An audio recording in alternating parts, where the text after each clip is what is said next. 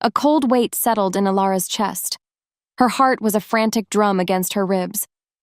From the shadows of the ancient oak, she watched the pack's celebration below. Laughter, music, the scent of roasting boar, it all seemed to mock her. The bonfire in the center of the clearing cast long, dancing shadows, making the very air feel alive, yet she was a ghost in the crowd. She clutched a worn leather book, its pages soft with the touch of her mother's hands, its scent of dried herbs and forgotten promises of faint comfort. Her mother had given it to her on her deathbed, a human woman who had secretly loved and been loved by an alpha. Now, all that was left was this book and Alara's fear. Valerius, her half-brother, stood near the fire. He moved with a predator's grace, all sharp edges and sneering confidence. A crowd of new adults gathered around him, their faces glowing with anticipation. Tomorrow, they would all shift, and she would not. Not only that, she knew Valerius was a sadist. His eyes, cold and calculating, often found her in the crowd, a silent threat. She was a stain on his pure-blooded legacy, and he couldn't stand it. He was the golden boy, the true alpha heir, and she was the shameful secret. His ambition was a tangible thing, a dark cloud hanging over the pack. As a result, his cruelty was something everyone just accepted, because his strength was undeniable. She saw him as the personification of the pack's ingrained prejudice, a monster she'd always feared. That night, she sat alone, gazing at the moon, which was already full, a silent witness to the turmoil in her soul. A lone wolf howled in the distance, a haunting, beautiful sound. She traced the title on her mother's book, Whispers of the Wilds. "It's not just a book of herbs," her mother had once whispered. "It's a guide to surviving without a pack. It is for you, and only you." She had left the open loop about what her mother meant by this, a puzzle Alara had never been able to solve. She didn't know what scared her more, being cast out, or the thought of facing the world alone with nothing but a book of whispers. Maybe it was fate that her father, the Alpha, chose that moment to find her. He looked at her with a mix of pity and shame. Pity for the life she was about to lose, and shame for the secret he could no longer keep.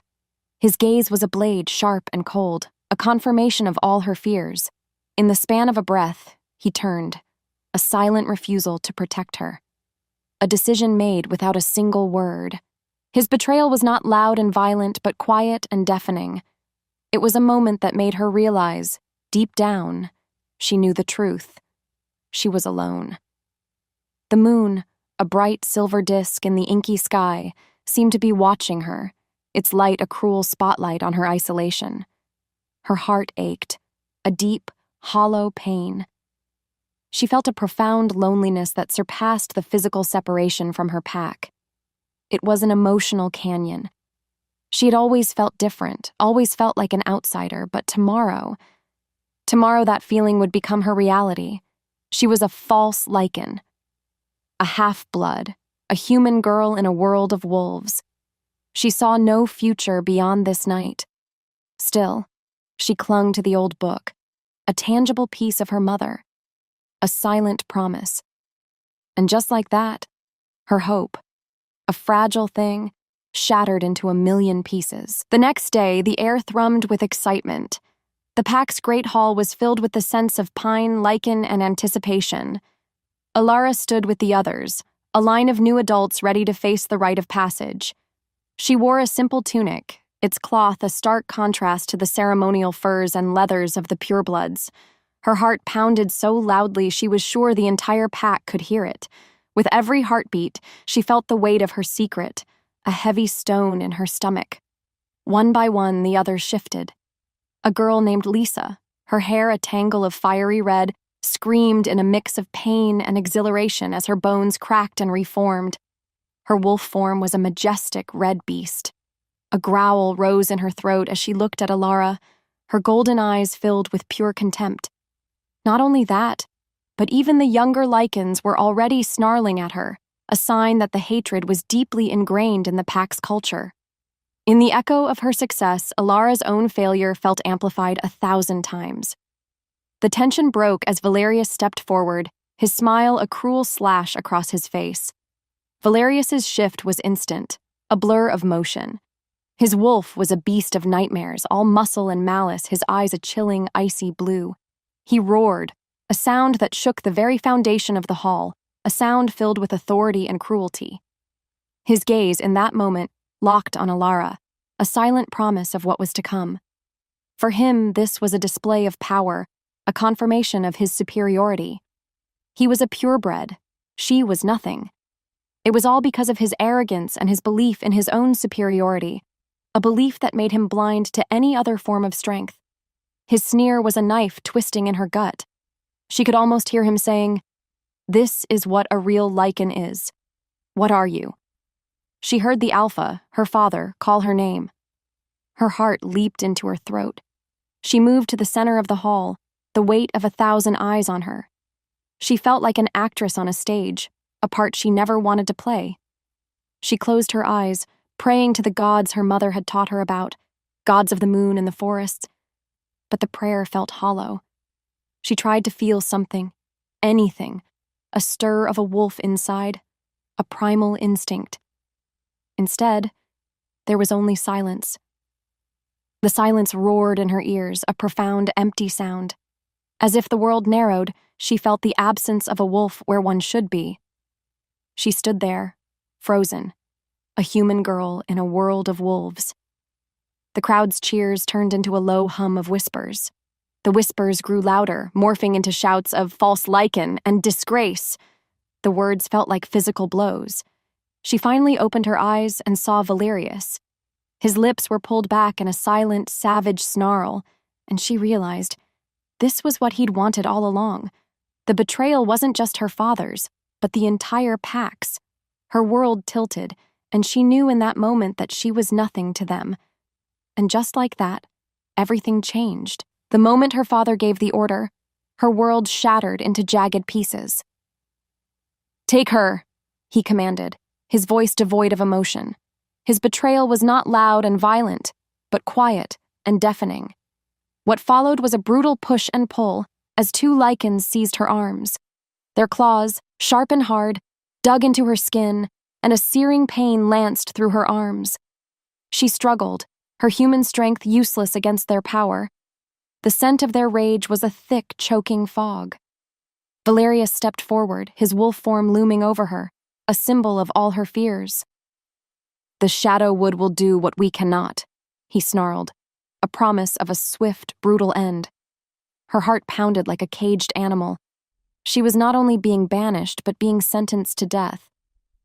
A new wave of panic surged through her as she saw a tiny, whimpering silver-white pup being tossed into the back of the transport. The pack believed his silver coat was a bad omen, a curse. He was nothing but a helpless, unwanted creature, a mirror of herself. Because of his cursed bloodline, he was condemned to die with her. His tiny, desperate whimpers echoed her own silent cries. In that moment, a new feeling rose up in her, something fierce and protective, a mother's instinct, though she was barely a woman herself. She would not let him die alone. She didn't know what scared her more. Facing the Shadow Wood, a cursed forest where no Lycan was meant to survive, or the thought of this pup dying alone. The forest was an ancient place, full of dark, twisted trees and secrets that preyed on the weak. Still, she clung to a thread of hope. The pup, her new responsibility, gave her a reason to fight. She would not simply accept her fate. What's worse, her father did nothing to stop it, his face a stony mask of indifference. He had chosen his pack over his daughter. Meanwhile, the Lycans threw her and the pup into a small, rickety transport, a cage on wheels. The sound of the lock clicking shut echoed in her mind, a finality. The pack cheered, their shouts a cacophony of hatred and prejudice. She sat there, hunched over the whimpering pup, a tiny silver ball of fur. He nuzzled her hand, his trust a small precious gift in the chaos. The transport jolted forward, the sound of the wheels on the dirt road a steady, rhythmic thud, It was the sound of her past receding, her old life disappearing behind her. By the time they reached the border of the Shadowwood, a thick, suffocating dread had settled in. The trees were gnarled and gray, the air heavy with a magical blight that was meant to poison and weaken Lycans. She was a human, yet she felt its influence, a dull ache in her head. The transport stopped. The Lycans opened the cage and roughly pushed them out, not even sparing them a final glance. They were gone as quickly as they came, leaving her and the pup alone in the unforgiving darkness. As the silence stretched, she took a breath. Her journey as a survivor, a protector, was just beginning. A new terror, cold and absolute, washed over her. She was a ghost in a forest meant for graves. The air was heavy, thick with the scent of damp earth and the subtle, sickening sweetness of decay. It was a smell Alara now recognized as the blight, a magical poison clinging to everything like a second skin. The twisted, gnarled trees of the Shadowwood seemed to claw at the pale light filtering through the dense canopy. The ground was a carpet of black, rotted leaves that crunched and squished under her worn leather boots. A shiver, not of cold, but of fear, ran down her spine. The forest was alive, and it wanted them dead. She had woken to the oppressive quiet of this cursed place. The transport was a distant memory, a jangling sound that had faded into the silence. But she was not alone. The small, silver-white pup lay beside her, whimpering softly. He was shivering, his tiny body trembling. His fur, a beautiful, almost ethereal silver, was matted with grime. He was so small, so fragile, just like her. He was a symbol of her own cursed fate. She was a false Lycan, and he was a cursed bloodline. Two unwanted creatures abandoned to die. The forest held its breath, waiting for them to fail. Her chest ached, not from exertion, but from the emotional weight of it all. It was a pain that rivaled her hunger and the burning in her lungs from the blight. She felt the poison, a low-grade fever that made her dizzy and nauseous. A bitter taste coated her tongue, and she knew she had to get away from the immediate area. She had to move. But where? What could she do? In her old life, she had a pack to rely on. Now, she had only herself. No matter how hard she tried, the feeling of helplessness gnawed at her. She felt the cold reality of her situation like a physical blow. She didn't know what scared her more, the forest, the pup's fever, or the cold, hard fact that no one was coming for them. The silence stretched, the lack of wind, the stillness of the trees. It was all wrong. It was the quiet of a hunting ground. Her human senses, though not as keen as a Lycan's, screamed at her. She felt watched. A new surge of terror, cold and absolute, washed over her. What was out there? She didn't know. Her heart pounded so loudly she was sure the entire forest could hear it. Her world had just ended, and now it seemed her life was about to end with it. Kale whimpered again, a low, pained sound that cut through Alara's despair. His tiny body was burning hot, his breath coming in ragged gasps. He was dying. In that moment, something inside her shifted. The fear that had paralyzed her gave way to a fierce, primal need to protect him. This pup, this outcast, was her only family now. She would not let him die. She would not let Valerius win. Not only that, she had to prove that their rejection was not an end, but a new beginning. She felt it, clear as day, a purpose she had never known before. She remembered her mother's book. It was still clutched in her hand, a lifeline. The pages were a little damp, but the words were still clear. The book was not just a guide to herbs, it was a chronicle of survival. Her mother had written about plants that grew in the wild, plants that could heal and poison. But these plants were different. They were twisted, misshapen by the blight. Their colors were muted, their shapes distorted. The smell was off. What if the blight had changed them? What if the cure had become poison? She didn't know what scared her more, acting or doing nothing. Her heart raced. The old Alara, the timid girl, would have frozen. But this new Alara, the one forged in fire and betrayal, was a different person. Her body moved on instinct. She found a strange, glowing fungus on the side of a mossy tree, its light a soft, ethereal green. The fungus was beautiful, but it was also a product of the blight. Could she trust it?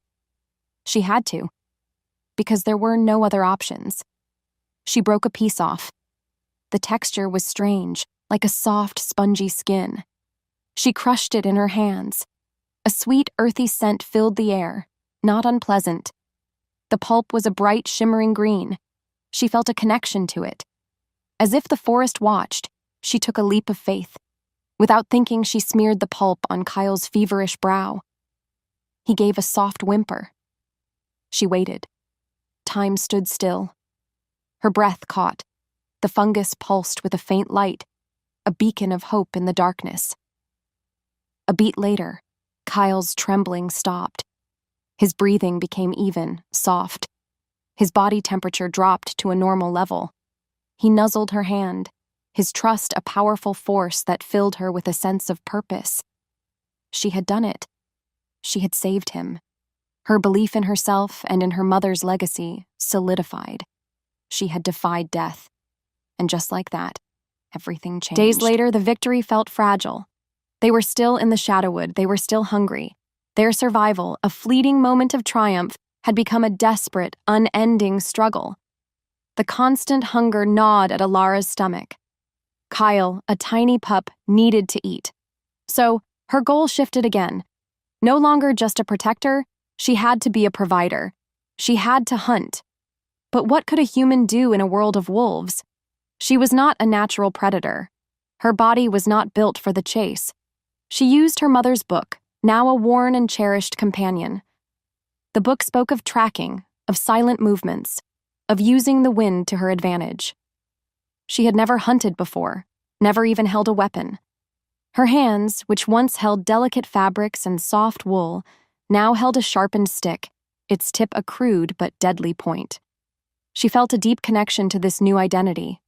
A hunter. A survivor. She was no longer just the daughter of an alpha. She was Alara of the Shadowwood. She tracked a small rabbit, its white fur a tiny spot against the black leaves. It was difficult. The forest floor was slippery, the trees were a maze of twisted branches, and the blight was a constant low thrum in her head. She had to learn to be silent, to be patient, to be a predator. It was a new, frightening world. Yet, with every step he took, she felt a strange sense of belonging, a feeling that she was finally where she was meant to be. The moment their eyes locked, the rabbit froze. Her body moved on instinct. Without thinking, she threw the stick. It was a clumsy throw, but it was enough. The stick found its mark. The rabbit fell, still. She felt a strange mix of triumph and sorrow. She had taken a life, but she had also saved one.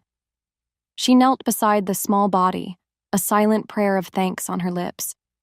She was a hunter now. She was a survivor. She was a mother to a tiny silver-coated pup who needed her. As the silence roared, she knew this was her destiny. And just like that, her world had a purpose. Her old life was gone. Her new one had begun. The Shadowwood, once her prison, was becoming her home. Survival became a legend whispered on the wind. She was no longer a girl, but a ghost. Years passed. The timid girl who had been cast out was gone.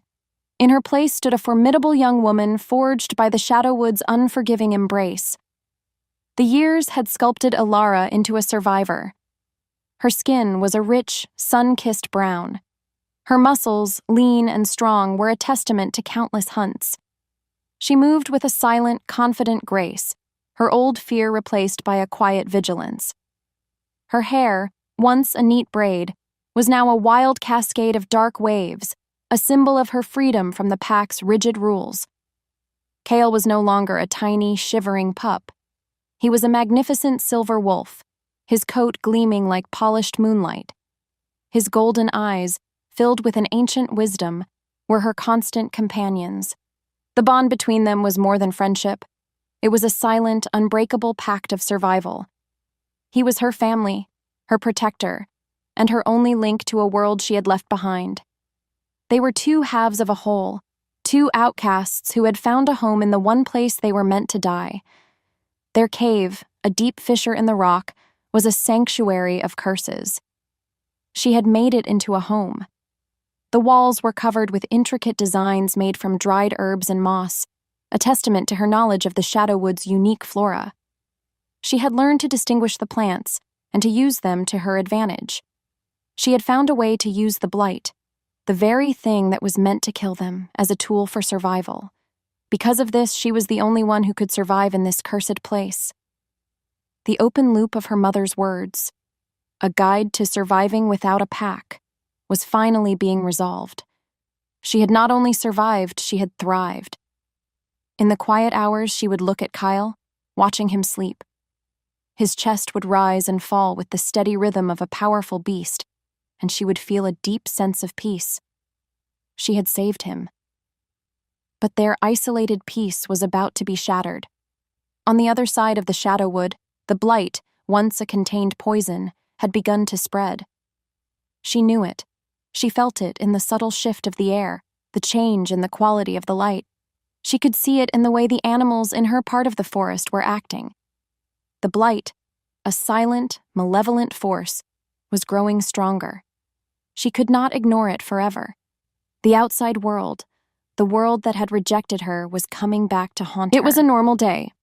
The sun, a pale disk behind the thick canopy, cast a sickly, yellowish light. Alara was teaching Kale a new tracking technique, her voice a soft murmur in the quiet forest. Her wolf, a powerful, intelligent beast, moved with a silent grace, his golden eyes focused on her. She had a deep emotional connection to the land, an almost telepathic link to Kyle. She was at peace. She was home. But then, a foreign scent, a mix of fear and desperation, caught Kyle's attention.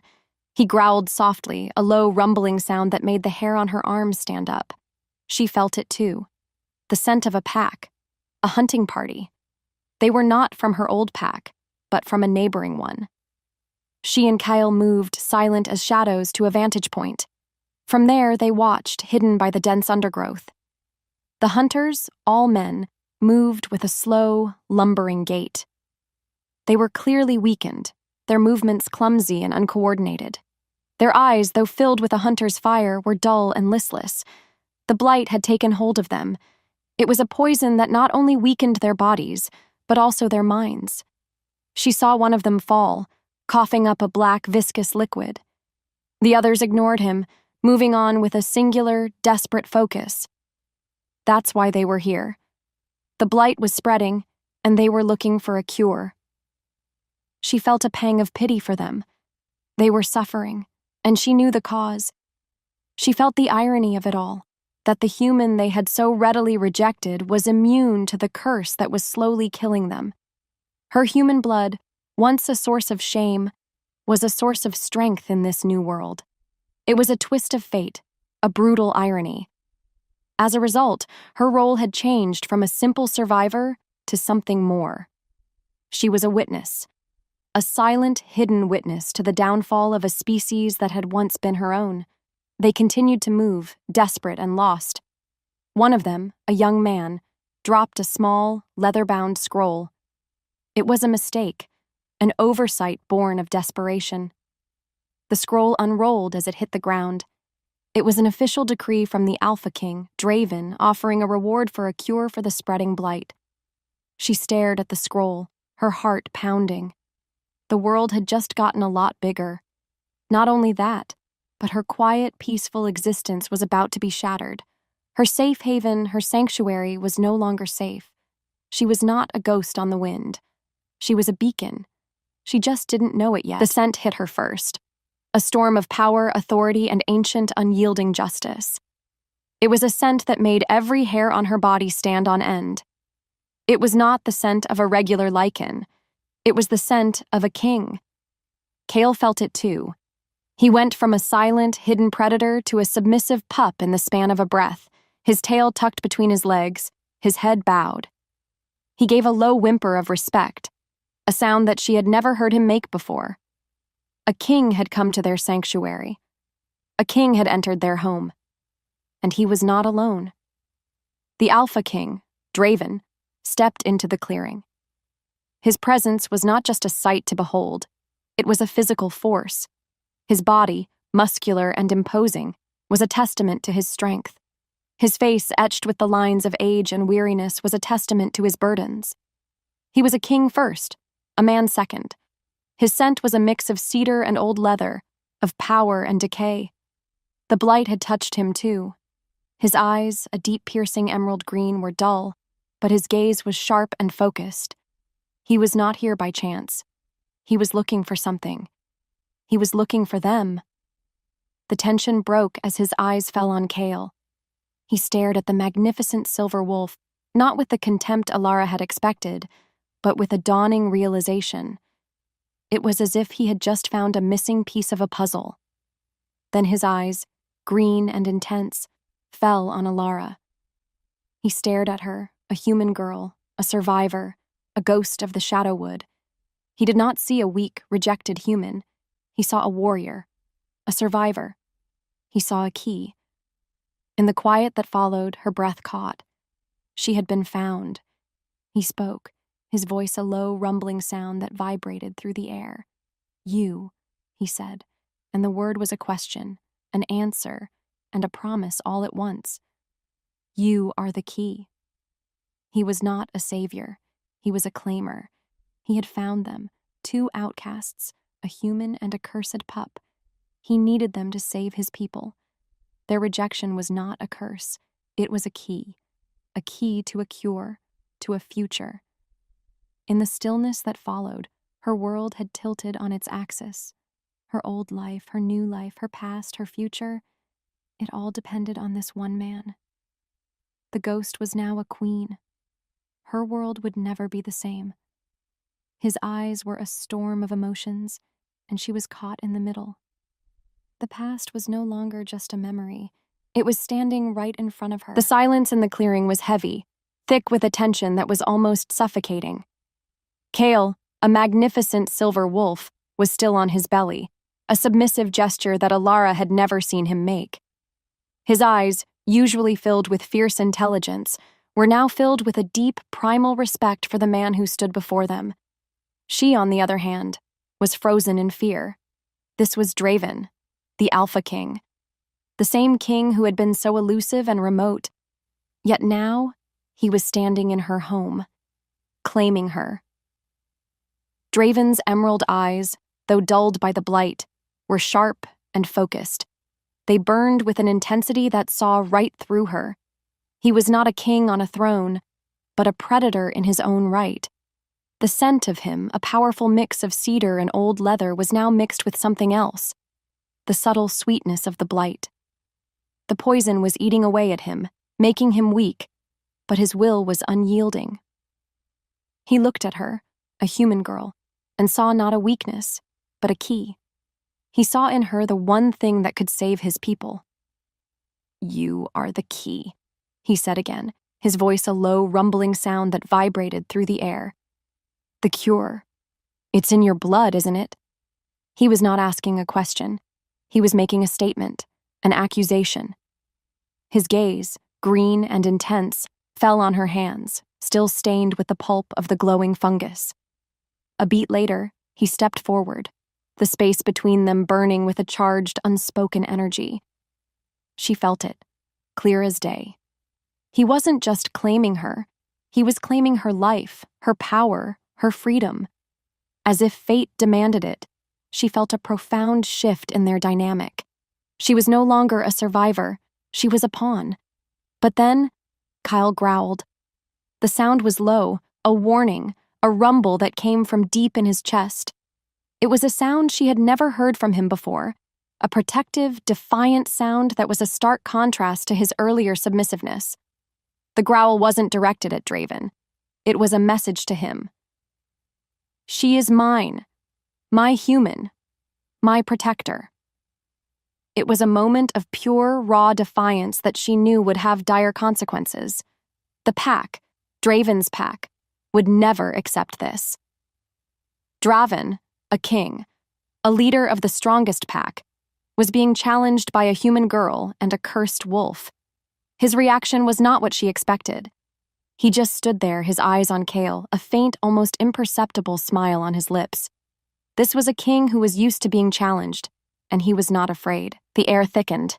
Draven ignored Kale's growl and turned his focus back to her. "You have something my people need," he stated, his voice now softer, more persuasive. "The blight is spreading. It's killing us. The only thing that seems to be able to stop it is you, your humanity." He spoke not of a curse, but of a cure. He spoke not of her weakness, but of her strength. It was a stunning reversal, a shocking new reality. For so long, her human blood had been a source of shame. Now it was her power. She found her voice, though it trembled. "What do you want?" she asked. The question was simple, but the stakes were high. She was not just asking for herself, but for Kale as well. "I want you to come with me," he said, his eyes filled with a desperate intensity. "I want you to help me, help my people. If you do, I will give you anything you want." He was not a king demanding her allegiance. He was a man begging for her help. The plea was a powerful hook, a promise of a better life. But could she trust him? Could she trust a king? A man who had just claimed her, a human as his own? "And Kale?" she asked, her voice filled with a desperate plea. "He is cursed. They will kill him." Draven looked at Kale. The magnificent silver wolf, the one everyone had thought was a curse, was now a potential ally. Draven's eyes, green and intense, held a dawning realization. "He is not a curse. He is a gift," he said, his voice filled with a reverence she had never heard before. "His blood, it is a key to a new kind of Lycan, a stronger kind." He was a king with a vision, a leader who could see beyond the pack's prejudice. Draven made a promise, an oath so powerful that it felt like it was sealed by fate itself. He promised her safety, and Kale's.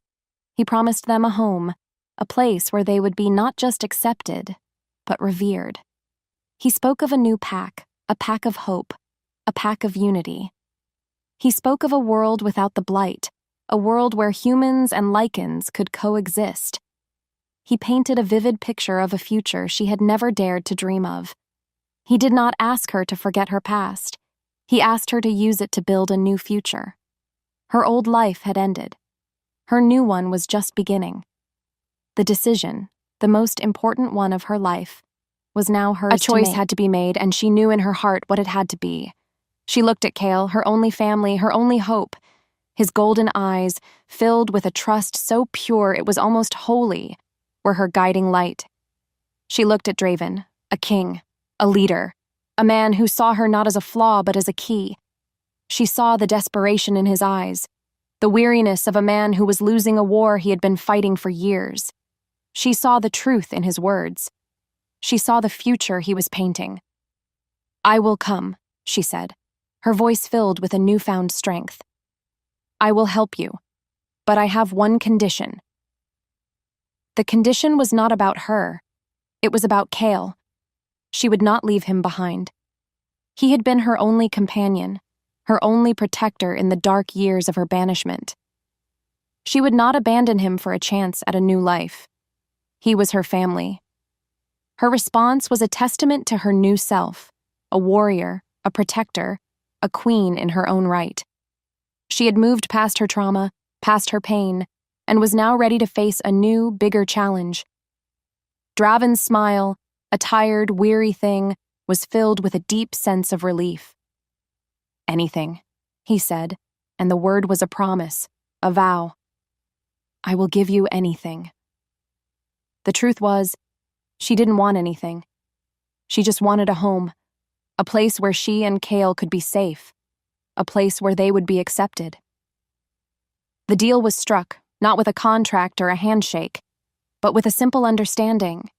They were in this together, the king, the human girl, and the cursed wolf. They were a team. They were a family. They were the key to a future no one had ever dared to dream of. As the wind shifted, she looked back at the Shadowwood, her home for so long. It had been a place of despair, a place of survival. but it had also been a place of growth, a place where she had found her strength, her purpose, her voice. She was no longer a ghost. She was a queen. She was a healer. She was a leader. She was a key to a new future. Draven, a king who had lost his way, had found his guide. Alara, a girl who had lost everything, had found a home. Kale, a pup who had been cursed, had found his purpose. Their journey was just beginning. Their story was just beginning. The future, with all its hopes and dangers, was a blank slate, and they would write it together.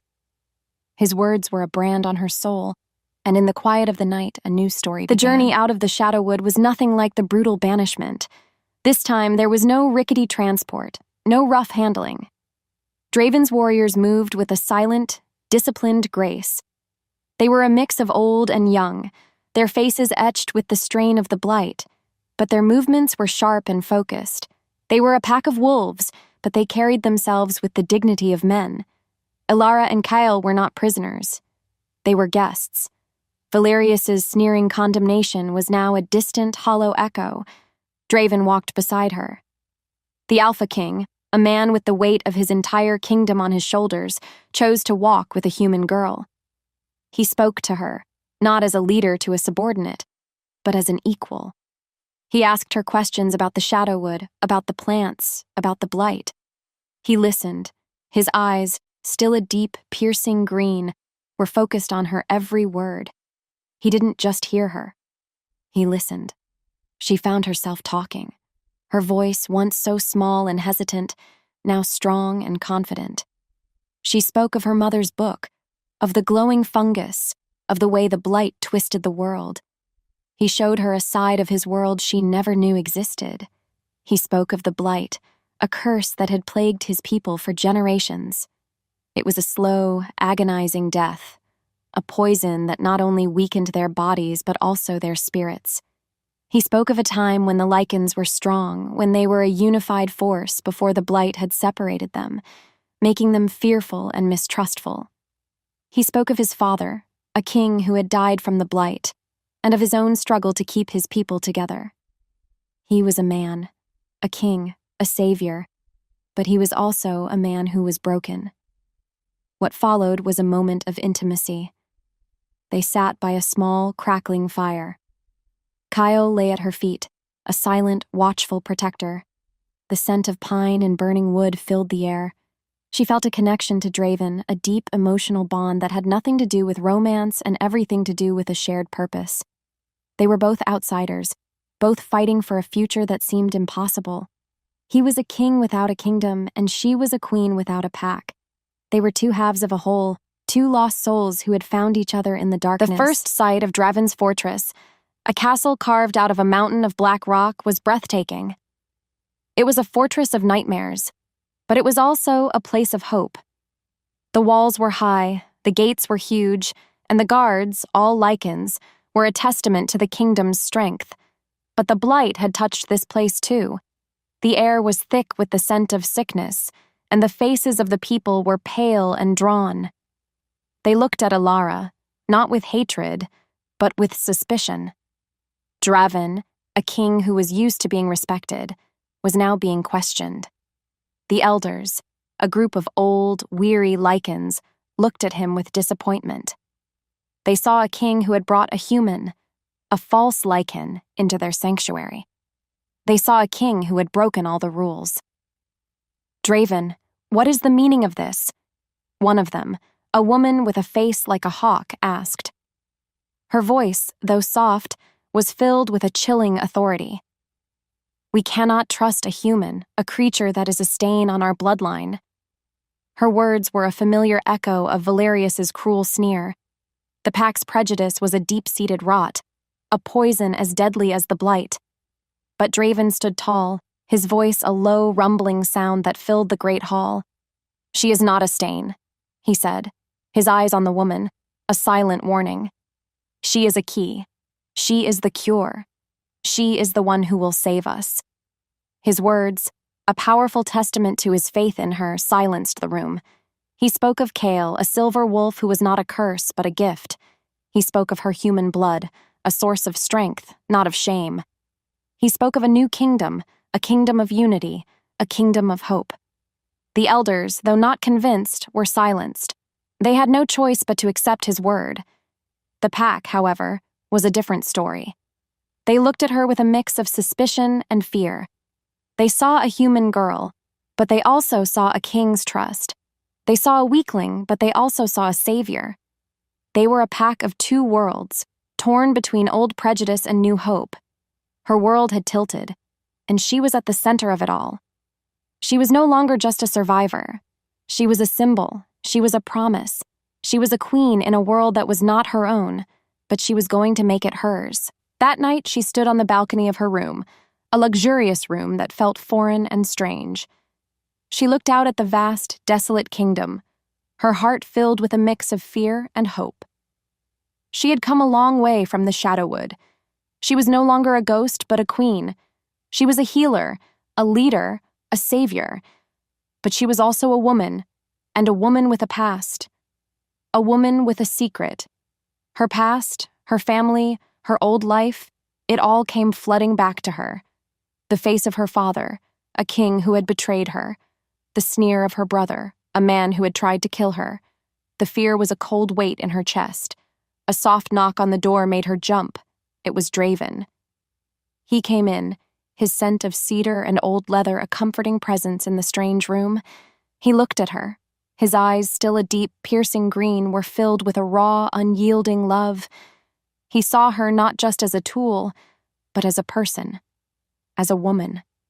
His eyes in that moment were filled with a love that was a testament to his character, a love that was a stark contrast to the betrayal she had experienced. "You are not alone," he said, his voice a soft murmur that filled the room. "You have me. You have Kale. You have my people." His words were a brand on her soul, a promise of a future she had never dared to dream of. He took her hand. His touch, though rough, was gentle. He was a king, a leader, a man who was used to giving orders. But he was also a man who was willing to follow her, a human, a healer, a queen. He was a man who had found his purpose in her.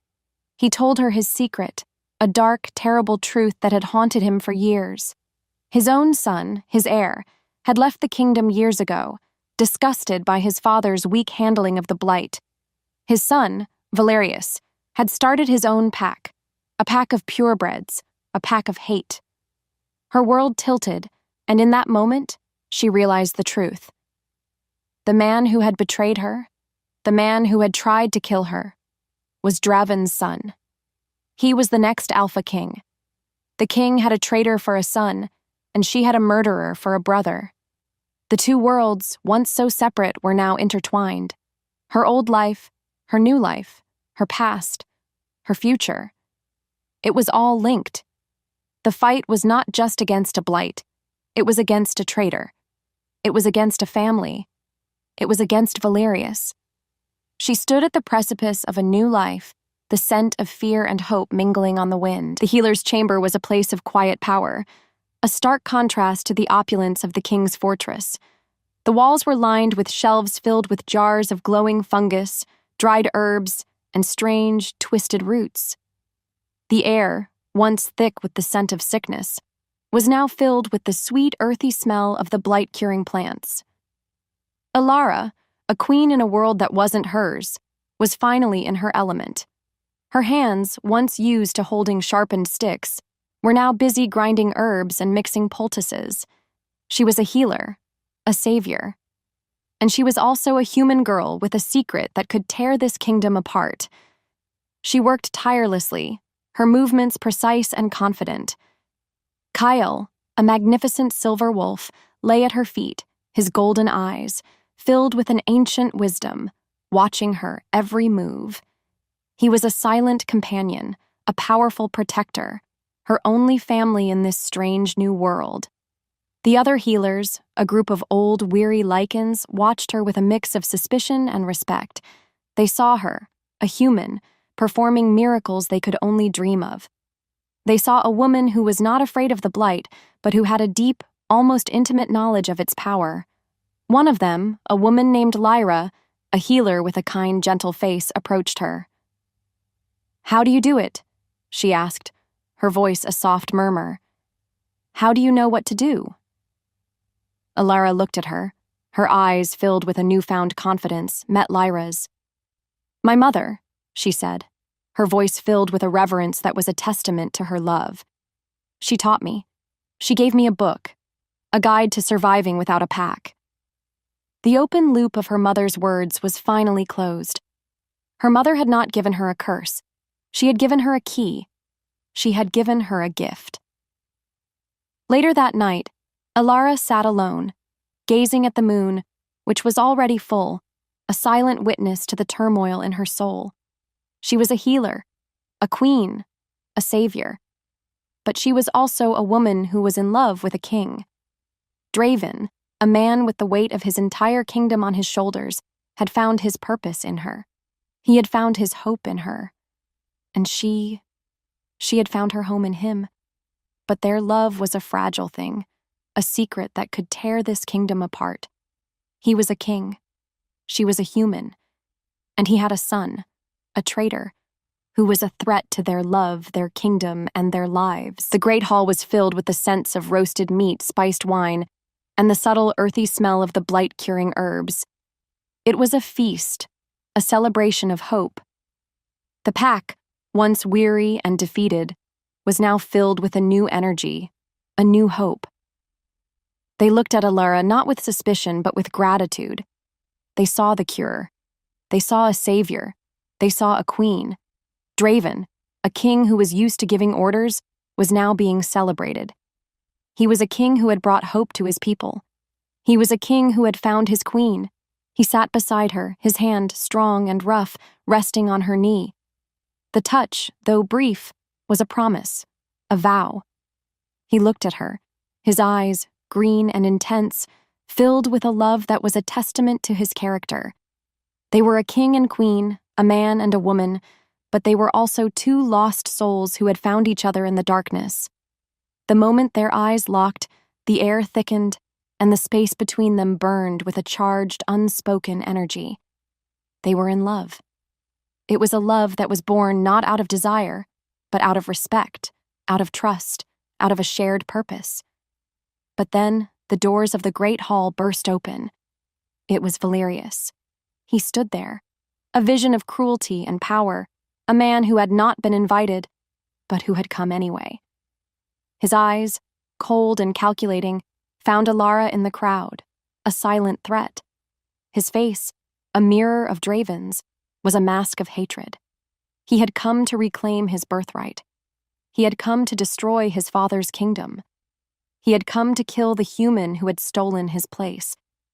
His arrival, a shocking twist of fate, was a reminder of the danger that still lurked in the shadows. He was a traitor, a murderer, and he was a threat to everything they had built. The hall fell silent. The laughter, the music, the scent of celebration, it all disappeared. The tension broke as Valerius spoke, his voice a low, venomous hiss. "Father," he said, and the word was not a sign of respect, but a weapon. "I have come to claim what is mine, the kingdom, the pack, and the girl." His words, a declaration of war, were a chilling reminder of the fight that was still to come. He was not just a traitor. He was a monster. And he had come to claim what he believed was rightfully his. He was a storm, and Alara was caught in the middle. The hall was filled with a tension that was almost suffocating. Alara, a human girl, stood in the middle of it all, a silent, powerful presence. She was not a warrior. She was not a Lycan. But she was a queen who was willing to fight for her king, her kingdom, her love. She looked at Draven, her eyes filled with a deep, unyielding love, met his. The bond, a silent, telepathic connection, was a powerful force that gave her strength. They were a team, a family. They were in this together. She took a step forward, her voice once so small and hesitant, now strong and confident. "You will not have this kingdom," she said, her voice filled with a powerful defiance. "You will not have this pack, and you will not have me." Her words, a declaration of war, were a shocking reversal. She was not a victim. She was a fighter. She was a queen. The crowd, once filled with fear, was now filled with a newfound respect. They saw a woman who was willing to fight for her king, for her kingdom, for her love. They saw a queen who was not afraid. Valerius laughed, a cold, humorless sound that echoed in the silent hall. "You are just a human," he snarled. "You are nothing. You are a stain on my bloodline." His words, a cruel reminder of her past, were a physical blow. But she stood tall, her eyes, filled with a defiant fire, met his. "I am not a stain," she said, her voice filled with a powerful love. "I am a key. I am the cure. I am a queen." Her words were not just a declaration of war. They were a testament to her journey, a testament to her love, a testament to her strength. Draven, a king who had lost his way, had found his guide. Alara, a girl who had lost everything, had found a home. Kale, a pup who had been cursed, had found his purpose. They were a family, a team, a kingdom. They were the key to a future no one had ever dared to dream of. Valerius, a traitor, a murderer, a man filled with hatred, was their final obstacle. The fight was not just against a blight. It was against a family. It was against a traitor. It was against a monster. The story was not over. It was just beginning. The future, with all its hopes and dangers, was a blank slate, and they would write it together. The pack's great hall, a place of celebration and judgment, was silent. Every eye was on Alara. She stood in the very center of the hall, the spot where her failure had been laid bare years ago. The air thrummed not with anticipation, but with the cold weight of a final, irrevocable choice. Her human hands, so long used to wielding a sharpened stick and healing herbs, now held the worn leather book. Kyle, a magnificent silver wolf now fully grown, stood beside her. His gaze, full of an unwavering loyalty, was locked on Valerius. Valerius, resplendent in ceremonial furs, sat on the Alpha's throne, his father's old seat. His sneer, a familiar, cruel slash, was in place.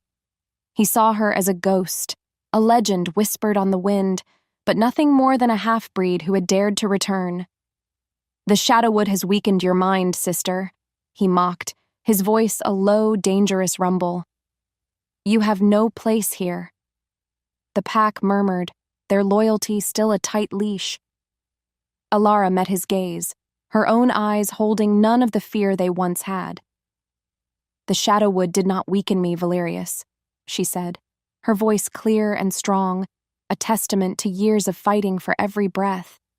"It healed me, and it taught me the truth you've so desperately tried to hide." She opened her mother's book, the pages rustling like dry leaves.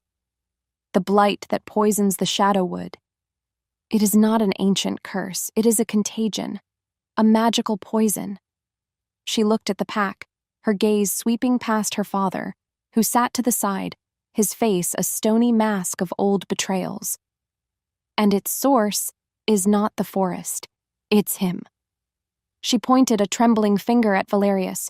A low growl rose from the pack. Valerius's smile faltered, replaced by a flicker of pure rage. "Lies!" he roared, standing up. "A human's lies!" The air crackled with his anger. "The Alpha air is pure. My power is a gift." But Alara had come prepared. She pulled out the leather with his sigil, the snarling wolf, and a dried, twisted herb from the Shadowwood. "The wolf of lies," she said, her voice ablade. "This is not a symbol of strength. It is a symbol of a blight, a corruption that your mother, a sorceress, brought to the pack to ensure her son would rise to power. The blight is a side effect of your power, not the other way around. It's what you were born with, not what you earned. It's what you used to ensure you were stronger than anyone else, but it made you weak. You are not a true alpha. You are a living sickness." The pack was in open turmoil. Whispers turned to shouts.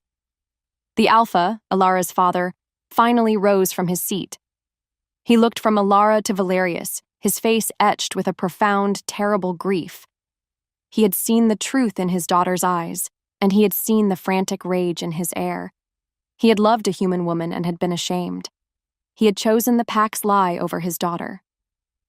Now, the lie had come to its end. He took a single agonizing step towards Alara. "She speaks the truth," he said, his voice a hollow whisper. "I have known it for a long time." Valerius, cornered and betrayed, lost all control. A roar, not of a proud alpha but of a cornered beast, erupted from his throat. The great hall shook, the floorboards cracked, a shimmering, sickly green light the same color as the blight erupted from him. The air became thick, choking. The Lycans around him cried out, their skin burning, their bones aching. He was using his power, but it wasn't a show of strength. It was a poison, a last desperate act. His eyes, once a chilling icy blue, were now a luminous, venomous green. "Then we all die," he screamed. Alara's father, a final act of atonement, leaped forward, not to attack Valerius, but to stand between him and Alara. "Protect her," he commanded his loyal wolves, his voice filled with a final, heartbreaking authority. He turned to face his blighted son, his eyes filled with a sad pity. Valerius, blind with rage, struck out. His father met the blow, a final sacrifice for a daughter he had wronged so deeply. The blight consumed him, but in that moment, as his father fell, Valerius's own power, untethered and uncontained, began to turn on him. The green light erupted, not from his hands, but from his very soul, and he screamed, a sound that was a mix of agony and madness. The wolf of lies was undone by his own deception. The silence that followed was deafening. Valerius was gone, reduced to a whisper of dust and a faint, sweet smell of decay. The alpha lay lifeless on the floor, a protector in his final moments. The pack, scattered and broken, looked to the empty throne. They were a flock without a shepherd, a pack without an alpha. The lies that had bound them together were shattered, and they were left with nothing but the truth, and a human girl who was supposed to have died in the woods years ago. Alara knelt by her father's body, her heart a hollow ache. The ghost of her betrayal was gone, but the love she had denied for so long was a new, raw wound. Kale came to her side, nuzzling her hand, a steady, comforting weight. She stood and faced the pack. They didn't see a half-breed anymore. They saw a survivor. They saw the one who had defeated the sickness that was consuming them from within. They saw a leader forged in fire, not born into it. "There will be no new alpha," she said, her voice soft but absolute. "The old ways are dead." She looked at Kale, at his silver coat, a symbol of their outcast status. "We are not a pack of pure blood or of lies. We are a family of survivors." She held up her mother's book, now a symbol of truth and survival, not secrets and shame. "We will learn to live with the blight, to use its magic for healing, not for power. We will build a home where human and Lycan can thrive. We will honor the dead by building a better world for the living." She did not take the throne. She did not need a title. She was Alara, a ghost who had returned, a false Lycan who was more of a leader than any of them had ever known. Her world was no longer one of fear and loneliness, but of hope and rebuilding. She was not a queen, but a mother, a healer, and a protector. The Shadowwood, once a graveyard, had become a part of her soul, and she would use its knowledge to lead her new pack into a new dawn. He was gone. The silence that fell was heavier than any stone. Valerius was a ghost of green dust on the floor, and the alpha, he was just gone. Alara, her hands sticky with blood and her heart a hollow drum, knelt beside her father. All the anger, all the hurt from his betrayal, it had vanished. In its place was a terrible, aching grief. She ran a hand over his face, his final sacrifice a silent, deafening apology. Not only that, but the pack was a mess. They lay moaning on the ground, their bodies racked with the blight's aftershocks. It was a poison that seeped into their very souls, a sickness that Valerius had wielded with a smile. Ilara, a young Lycan, whimpered, his face twisted in pain. His skin was mottled with green veins. In that moment, her purpose became as clear as the silver moon hanging in the great hall's shattered ceiling. She wasn't a daughter mourning her father. She was a leader, because she was the only one who could save them. Her body moved on instinct, pushing past the pain in her heart. She pulled out the satchel she carried, full of the strange herbs and glowing fungi from the shadowwood. With every heartbeat, her hands worked, a blur of motion. She crushed the fungi, its soft light pulsing in her palms like a captured star. The earthy scent filled the air, a scent of life in a place of death. She smeared the pulp on their skin, and just like that, everything changed. The green veins receded, and the moans of pain lessened.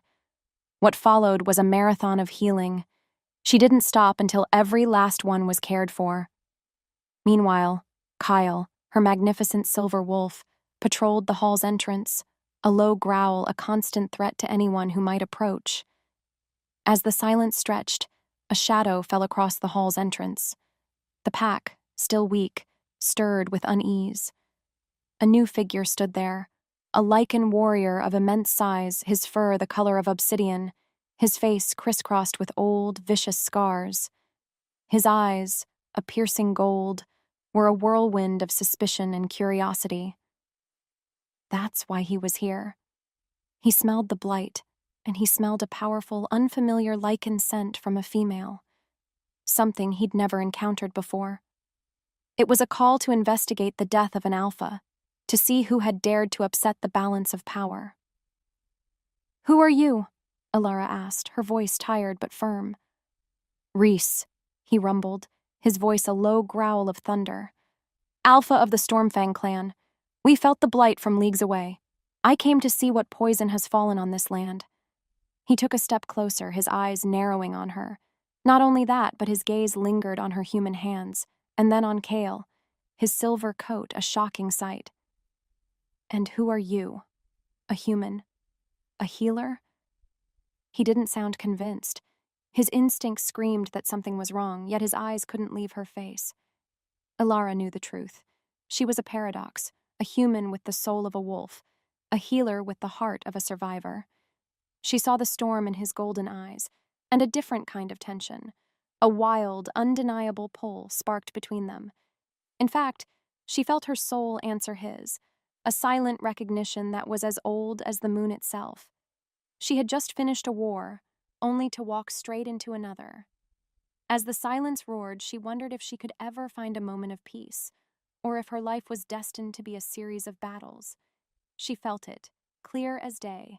This man was both her greatest threat and her only hope. As if the world narrowed, the air thickened between Ilara and Rhys. His powerful presence was a physical weight, his scent a primal mix of earth and rain. The pack watched them, their silent eyes 1,000 questions, which meant she had to deal with him, but also with their fear. Her hands went to her mother's book, the worn leather of familiar comfort. To make things worse, a pack elder, a withered wolf named Terran who had once been loyal to Valerius, hobbled forward. "She is a human!"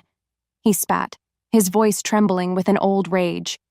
"She killed Valerius and the Alpha. She brought this sickness upon us. Are we to follow a human and a cursed pup?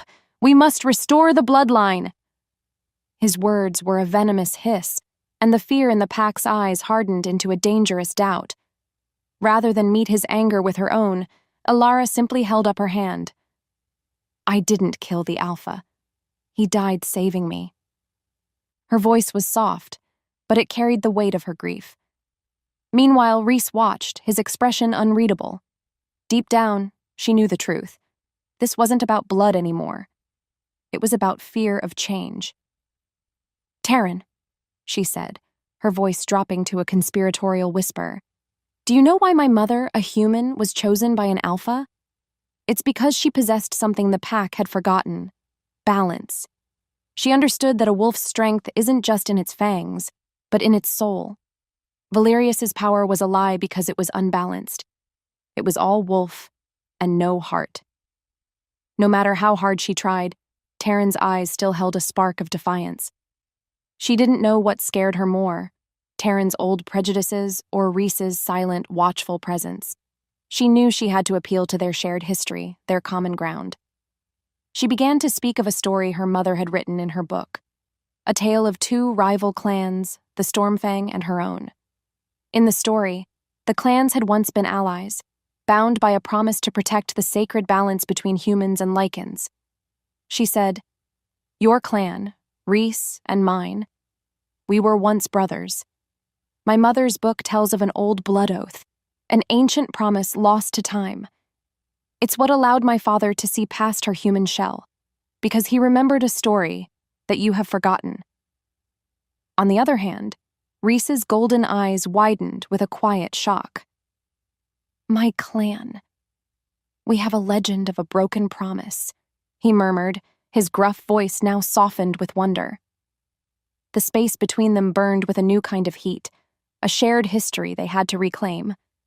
The tension broke, and in its place, a different kind of understanding began to bloom.